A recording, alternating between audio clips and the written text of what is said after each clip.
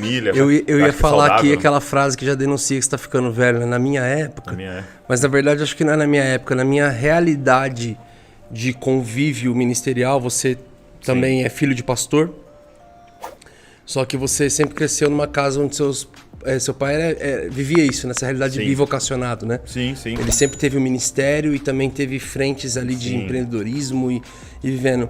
Eu não, eu vim da realidade onde os meus pais, eles deixaram a gerência do maior hotel de Campinas e de um grande banco em Campinas. Meu pai era bancário e minha mãe e eles foram ser, assim, vamos falar assim, praticamente missionários, assim.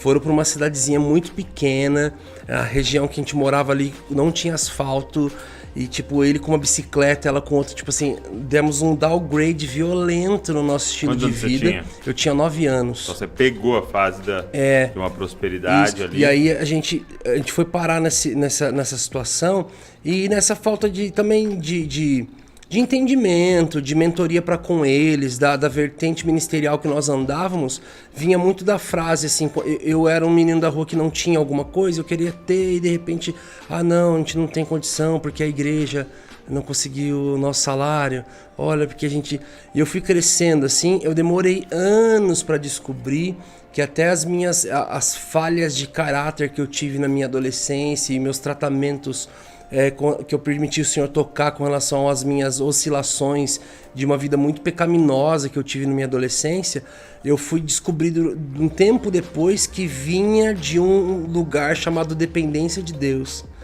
E na minha cabeça, a dependência de Deus era quem larga tudo profissional para viver 100% da obra. Isso não tem a ver com dependência de Deus. Seja o que você estiver fazendo na sua vida. Você pode ter 10 empresas, você precisa depender de Deus.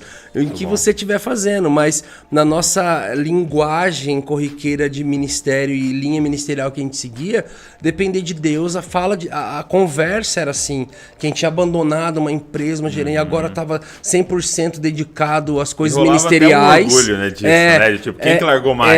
E aí, tipo assim, as pessoas vinham perguntar, como é que é depender de Deus? Tipo assim, entendi. Porque ele tinha largado tudo para viver 100% de uma vocação ministerial.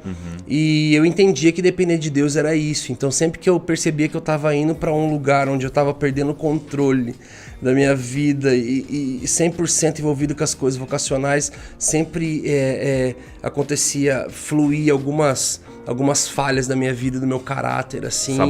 Sabotava, era uma autossabotagem. Eu, menino, adolescente, ali numa imaturidade, não só teológica, mas da vida e de postura e de tudo mais, eu não conseguia entender. Eu consegui entender isso com mais maturidade. Mas eu acho de suma importância, realmente.